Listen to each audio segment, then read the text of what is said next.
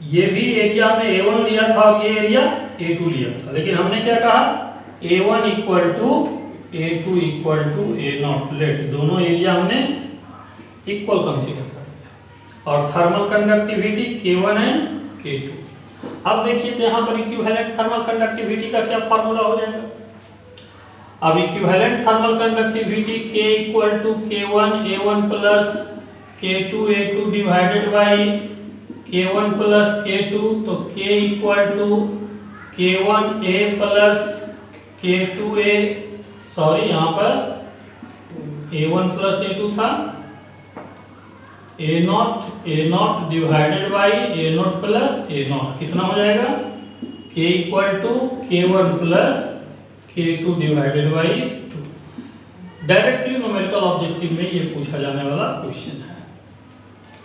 Note point third, जितना note point है समझिए डायरेक्ट न्यूमेरिकल डिस्कशन है, और जो पिछले क्लास पढ़े थे उसी को केवल रीथिंकिंग में डाल रहे हैं, फिर से हम सोच रहे हैं।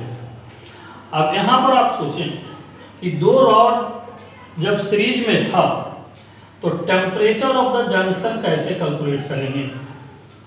Temperature of the junction, temperature of the junction calculate करने के लिए वहां पर आप देखिए जो रॉड हमने कंसीडर किया है, फिर से आप चाहें तो डायग्राम बना लीजिए।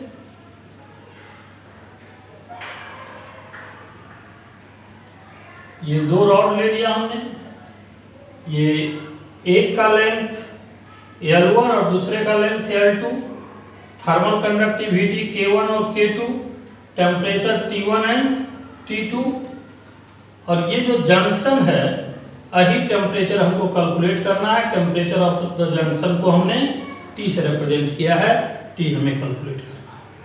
अब सोचिए कि इस T के कैलकुलेशन के लिए हमें क्या करना होगा। इस T के कैलकुलेशन के लिए हमें क्या करना होगा कि ये जो रॉड फर्स्ट है और रॉड सेकेंड है, इसमें किसी एक का टेम्परेचर आप हायर ले लीजिए कि T1 T2 से ग्रेटर है। तो अगर T1 T2 से ग्रेटर होगा तो हीट का ट्रांसफर लेफ्ट साइड से राइट साइड में होगा। तो यहाँ पर अगर रेट ऑफ हीट ट्रांसफर जितना इंटर करेगा इस सेक्शन में, उतना ही रेट ऑफ हीट ट्रांसफर इस सेक्शन में जाएगा। जितना हीट करंट इसमें होगा वही हीट करंट इसमें जाएगा, क्योंकि बीच में कहीं कोई ब्रांचिंग नहीं हो रहा है। तो हम लोग इसमें लिख सकते हैं कि rate of heat transfer from rod 1 equal to rate of heat transfer from rod 2। अब रॉड 1 के लिए हम लोग क्या लिखेंगे, रॉड 1 के लिए हम लोग लिखेंगे K1 area of cross section चूंकि इक्वल है A0 T1 minus T divided by L1। इसके लिए क्या लिखेंगे K2 A0 T minus T2 divided by L2। आप लोग समझ रहे हैं, यहाँ हायर टेम्परेचर ये होगा, लोअर टेम्परेचर ये होगा, और यहाँ पर हायर ये होगा, लोअर ये होगा, तब तो इधर से इधर जा रहा है। हीट का फ्लो, हीट करंट का flow higher temperature to lower temperature होता है। अब A0 कैंसल आउट हो गया, यहाँ से हमको T कैलकुलेट करना है, right. Left side right side आप मल्टीप्लाई कर लीजिए, K1 L2 T1 minus T equal to K2 L1 T minus T2। अब इसको मल्टीप्लाई करके रीअरेंज कर लेते हैं और वहां से T का वैल्यू हम कैलकुलेट करते हैं। तो जब T का वैल्यू आप कैलकुलेट करेंगे यहाँ से, तो कैलकुलेट करके आप देख रहे हैं, हम डायरेक्टली लिख रहे हैं T equal to K1 L2 T1 plus K2 L1 T2 divided by K1 L2 plus K2 L1। अब यहां से देखिए न्यूमेरिकल प्रॉब्लम में डायरेक्ट पूछा जाता है टेम्परेचर ऑफ द जंक्शन।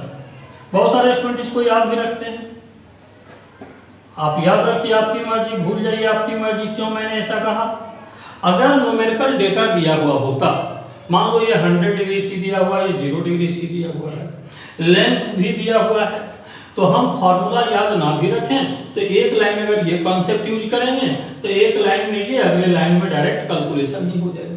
ठीक है, अगर आप इसको याद रखेंगे तो भी जो वैल्यू दिया हुआ रहेगा उसको पुट करेंगे और कैलकुलेट करेंगे। लेकिन यहाँ पर सावधानी से याद रखना होगा कि जितना भी 1 ले रहे हैं वो हम हायर टेम्परेचर के साइड में ले रहे हैं, क्योंकि हो सकता है कि न्यूमेरिकल में 1 जो है वो लोअर टेम्परेचर के साइड में भी दिख सकता है। तो हम जो 1 लिए हैं वो किस साइड में लिए हैं, हायर टेम्परेचर साइड में, और 2 जो लिए हैं लोअर टेम्परेचर साइड में लिए हैं।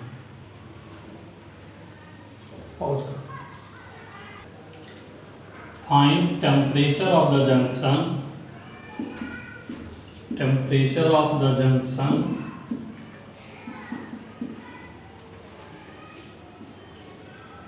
for 3 rods shown in figure।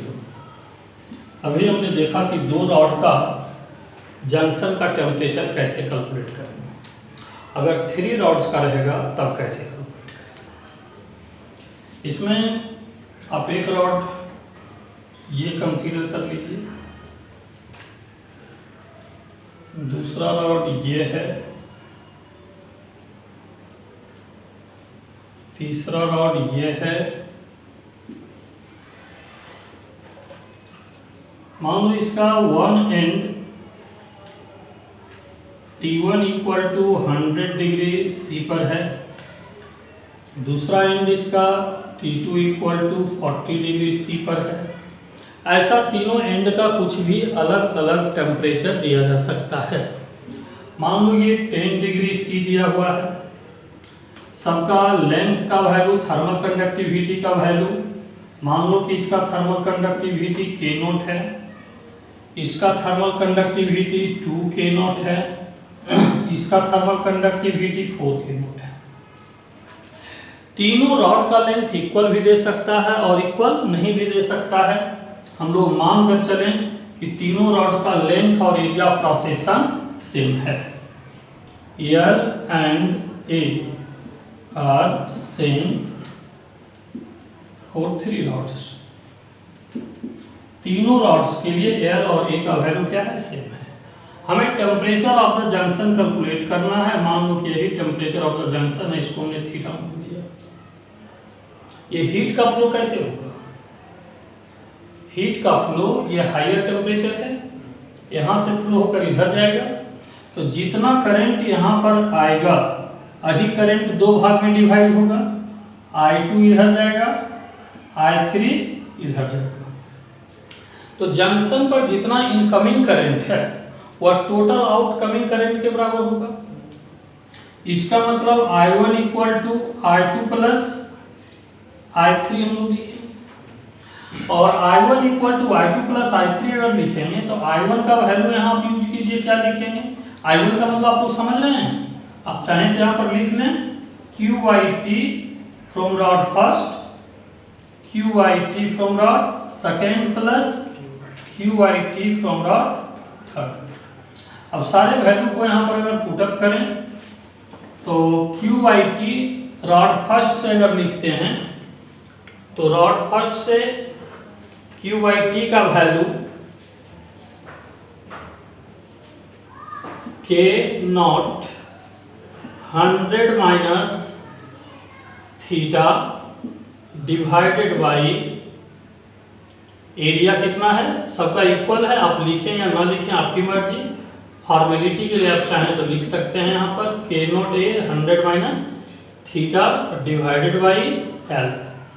फिर सेकेंड रॉड के लिए लिखेंगे तब क्या हो जाएगा 2 K0 थर्मल कंडक्टिविटी, एरिया तो प्रत्येक केसेज में वही है। टेम्परेचर डिफरेंस क्या होगा, थीटा हायर होगा 40 लोअर होगा, तो थीटा माइनस 40 और डिवाइडेड बाई लेंथ L। फिर आप आगे सोचें तो क्या होगा थीटा माइनस 10, लेकिन इसका थर्मल कंडक्टिविटी कितना दे रखा है 4 K0, और यहाँ से क्या हो जाएगा theta minus 10 divided by L। आप देखें मैंने पहले ही कहा था एरिया लिखे या ना लिखे आपकी मर्जी, क्योंकि एरिया जो राइट साइड में है वही लेफ्ट साइड में है, कैंसल आउट हो जाएगा। लेंथ भी हमारा क्या होगा कैंसल आउट हो जाएगा। जो बचा हुआ रिजल्ट है के नोट भी कैंसल आउट हो रहा है, देख लीजिए यहाँ पर बच रहा है 100 minus theta 2 theta minus 40 plus 4 theta minus 10। तो 100 minus theta equal to 2 theta minus 2 into 40 plus 4 theta minus 4 into 10। इसको आप मैनिपुलेट करेंगे तो सारे थीटा को एक साथ आप प्लेस कर लीजिए। 2 थीटा प्लस 4 थीटा 6 थीटा, इधर से थीटा आएगा 7 थीटा, और इधर 100 और ये माइनस है तो प्लस आ जाएगा 80, ये माइनस है तो प्लस आ जाएगा 40। तो यहाँ से थीटा का वैल्यू हो जाएगा कितना, ये आ गया 220 डिवाइडेड बाई 7। इतना degree C temperature of the junction. अब इसको चेक कर सकते हैं, ये जो वैल्यू आ रहा है वो 100 से ज़्यादा नहीं आना चाहिए और 10 से कम भी नहीं आना चाहिए। 10 40 से ज़्यादा ही आना चाहिए। अब देखिए तो कितना आ रहा है, 10 से ज़्यादा तो आना ही होगा, ठीक है। 100 से कम होगा, 10 से क्या होगा, ज़्यादा होगा। 40 के बारे में इसलिए हम कुछ डिसीजन नहीं लेंगे क्योंकि हाईएस्ट और लोएस्ट को केवल हम देखते हैं। ये जब भी आंसर आएगा तो हाईएस्ट और लोएस्ट टेम्परेचर के बीच का वैल्यू कुछ भी आएगा। तो जो भी इसको आप कैलकुलेट करेंगे तो ये नियर अबाउट 30 पॉइंट समथिंग आ रहा है, जो 10 से ज़्यादा है, 100 से कम है। ये हमारा आंसर हो गया, heat temperature of the junction हो गया। चलिए नेक्स्ट न्यूमेरिकल इसी टाइप का आप और भी सॉल्व कर सकते हैं। मान लो कि find temperature of the junction, temperature of the junction. 2 rod दिया हुआ है, न्यूमेरिकल वैल्यू मान लो ये 100 डिग्री सी है, ये 20 डिग्री सी है, ये जंक्शन है, ये टेम्परेचर हमको कैलकुलेट करना है। लेंथ का वैल्यू 20 सेंटीमीटर ये है और ये लेंथ 30 सेंटीमीटर है। के नोट की अगर बात करें, थर्मल कंडक्टिविटी इसका के नोट है और इसका थर्मल कंडक्टिविटी, या यूं करें कि ये 3 के नोट है और इसका थर्मल कंडक्टिविटी के नोट है। Find temperature of the junction. Cross sectional area दोनों का इक्वल है। Cross sectional area A equal to 4 square centimetre. Data सब अच्छे से समझ लिए हैं? क्या क्या दिया हुआ है फिर से देखिए। 2 रॉड है, प्रत्येक रॉड का cross sectional area 4 cm square है। वन एंड का टेम्परेचर 100 डिग्री सी है, दूसरे एंड का टेम्परेचर 20 डिग्री सी है और जंक्शन का टेम्परेचर थीटा है। इसके बाद 20 सेंटीमीटर 30 सेंटीमीटर प्रत्येक का लेंथ है। एक का थर्मल कंडक्टिविटी 3 के नोट है और दूसरे का के note. Temperature of the junction calculate करना है। यहाँ से आप देखें जैसे अभी हमने क्या किया था कि जंक्शन के एक साइड से कितना हीट आएगा, जंक्शन के दूसरे साइड में उतना ही जाएगा।